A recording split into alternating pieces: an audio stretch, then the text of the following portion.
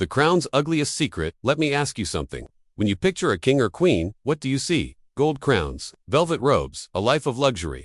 Now imagine this. Behind those golden doors, the monarch is slowly losing their mind. Their body is falling apart, and no one dares to speak the truth. That's what syphilis did. It crept into royal bloodlines and wrecked them from within. It twisted powerful minds, destroyed royal heirs before they were born, and turned beauty into horror, all while the world bowed at their feet. You see, history has a polished version of royalty, clean, perfect, powerful. But the truth, it's darker. Much darker. In this video, we're not just talking about disease. We're peeling back centuries of lies to uncover the royals who suffered in silence and the terrifying impact this one disease had on empires. These are the top 5 royals who likely suffered from syphilis and the disturbing human truths behind their golden masks. The crown's ugliest secret: they ruled nations, wore crowns of gold, and lived in unimaginable luxury. But beneath the velvet robes and jeweled rings, some of the most powerful monarchs in history were rotting from the inside. Syphilis, a sexually transmitted infection that slowly destroys the brain, bones, and body, haunted Europe's most prestigious palaces. What makes this disease even more horrifying is how silently it moved. In an era where royal reputation mattered more than anything, symptoms were covered up with makeup, lies, and fake portraits. But today, we rip off the royal mask and expose the truth. These are the top 5 royals who suffered from syphilis, and the 15 terrifying chapters of their story. Syphilis, the silent killer of kings, first appearing in Europe in the late 1400s. Syphilis quickly became known as the Great Imitator. Its symptoms mimicked many other diseases, from skin sores to insanity, making it hard to diagnose. In royal courts, the disease was especially deadly. Affairs, mistresses, and arranged marriages helped it spread like wildfire, but no one dared speak its name. To confess to syphilis was to admit to scandal, shame, and possibly divine punishment. Henry VIII, the bloodline that couldn't last. He was one of the most powerful kings in English history, and one of the most troubled. Henry VIII had 6 wives, 2 executed, and countless affairs. Modern historians believe his notorious health problems, festering leg ulcers, dramatic mood swings, and repeated miscarriages from his wives may point to syphilis. If true, this could explain his obsession with producing a male heir, his paranoia, and the violent downfall of his marriages. Ivan the Terrible, ruled by madness. Ivan IV of Russia was a complex ruler.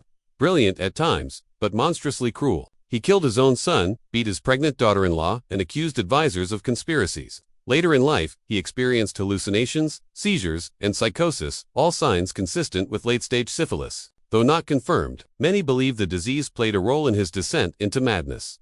Charles II of Spain, the body that defied nature, born from generations of royal inbreeding. Charles II was physically and mentally disabled. He could barely speak, couldn't chew properly, and was infertile. Some scholars believe congenital syphilis may have worsened his genetic issues. His body was so deformed that his autopsy reported his heart was the size of a peppercorn. George IV, the Prince of Decay, charming, flamboyant, and scandalous. George IV was the embodiment of royal indulgence. But behind the silks and champagne, he was suffering. His heavy drinking, promiscuous lifestyle, and deteriorating physical condition suggest a long-term battle with syphilis. By the time of his death, he was obese, mentally unstable, and barely recognizable. Catherine the Great, the Empire, and the rumors, though never confirmed. Catherine the Great's romantic life was the subject of endless gossip. With dozens of lovers and powerful enemies, rumors swirled that she had contracted syphilis. Some letters even hinted at mysterious treatments and isolation, signs of a disease that no empress could dare admit to publicly. The brothels of Versailles wasn't just the seat of French royalty, it was a playground of secret pleasures. Louis XV created the Parc aux Cerfs, a hidden complex of young mistresses kept for his entertainment. These secret encounters, combined with lax hygiene and poor medical knowledge, allowed syphilis to infect the highest levels of court, and through them, their wives, children, and political allies. Love, lust, and infection. Romantic affairs weren't scandalous in royal courts. They were expected. Kings and queens often had official lovers, sometimes even shared by royal couples. But these connections were dangerous. One infected mistress could doom an entire bloodline. The disease spread through intimacy, and no one was immune, not even those with divine right. When the queen is silent, queens who contracted syphilis rarely spoke of it. Their symptoms were often blamed on female hysteria, nerves, or melancholy. But many suffered miscarriages, gave birth to stillborn children, or lived in physical agony. Doctors loyal to the crown buried the truth. Even today, historians are still uncovering what was hidden for centuries. The makeup of death royalty didn't just cover themselves in gold, they covered their wounds.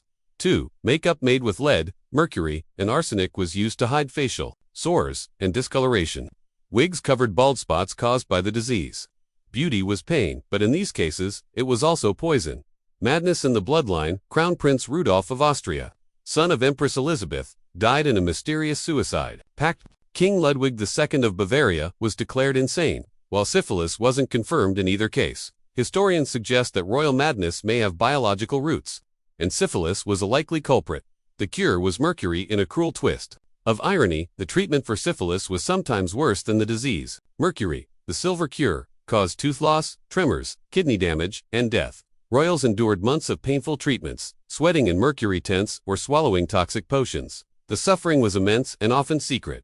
Heirs lost to disease. The true cost of royal syphilis wasn't always visible. It was felt in the nurseries. Future kings and queens who were never born. Children who died young, or were born with deformities. The disease erased bloodlines silently, without a sword ever drawn. Why no one talked about it? To say a king had syphilis was to risk your head. That's why court records were carefully edited. Royal portraits were idealized beyond recognition, and private letters that hinted at illness were quietly burned. The truth wasn't just hidden, it was rewritten. Euphemisms like fever, melancholy, or nervous temperament became codes for everything from open sores to full-blown madness. Silence wasn't just preferred, it was royal policy. This hush-hush culture turned syphilis from a medical condition into a shadowy force that rewrote history from behind the throne. The legacy of royal syphilis history tends to celebrate crowns, coronations, and conquest.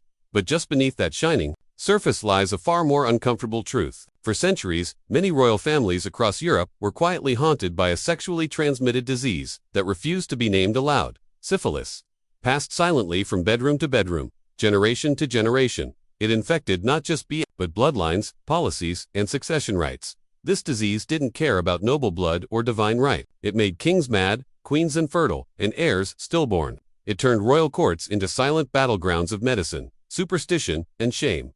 For some, syphilis destroyed reputations. For others, it became a family curse, buried behind locked doors and denied in public proclamations. And here's the deeper tragedy: so much of it was preventable. But the shame of sexual disease in a world that demanded perfection from its rulers meant treatments were hidden, symptoms were denied, and victims were blamed. Monarchs who were seen as godlike were forced to suffer human weaknesses in silence, their pain rendered invisible by royal protocol. The legacy of royal syphilis is not just about who got sick, it's about how that sickness shaped history. It delayed wars, it influenced marriages, it determined who lived and who ruled. Dynasties rose and fell, not just by sword or politics, but by pathogens carried in silence. And perhaps the most enduring legacy is this: the illusion of invincibility. We look at palaces and imagine strength, but within those marble halls, the most powerful people on earth were often at the mercy of a disease they couldn't understand and dared not name. Today, as we uncover their stories, we're not just gossiping about the past. We're reclaiming the truth that was hidden for centuries. We're reminding ourselves that behind every title, every crown, and every grand portrait is a human being, vulnerable, flawed, afraid. The stories of these royals are not relics, they are warnings. Warnings about pride, about denial, about what happens when silence is allowed to win. Because even in history, no secret stays buried forever. If you made it this far, comment the word bloodline below. Which royals shocked you the most? Don't forget to like, share, and subscribe for more shocking truths from royal history. So, what have we really uncovered today? More than just a list of names and diseases, we've opened the curtain on the tragic humanity of royalty. Kings and queens who seemed larger than life were, in fact, bound by the same frailties that affect all of us. The difference: they had to suffer in silence. Syphilis was more than a physical disease. It was a political danger, a social bomb, and a symbol of the double lives lived.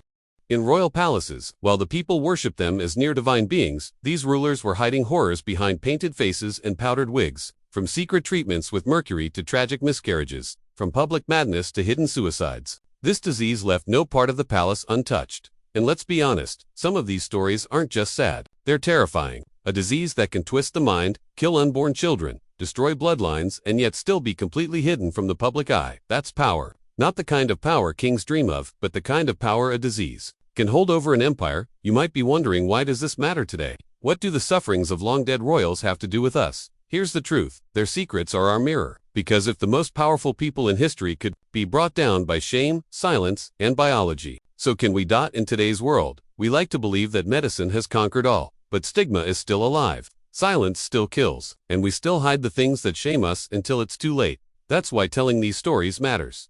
We must remember the truth beneath the crown. Being royal didn't protect them from suffering. In fact, sometimes it made the suffering worse. And maybe, just maybe, by finally speaking the truth about what really happened inside those golden chambers, we not only honor the past, we learn how to protect the future. So if you've made it this far, thank you. You're not just a viewer. You're a truth seeker, and in a world still full of masks, that matters more than you know.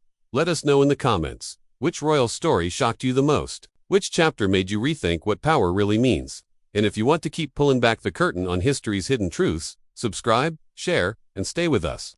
Because behind every crown, there's a secret. And behind every secret is a story worth telling.com. The word bloodline, if you're one of the few brave enough to face the truth.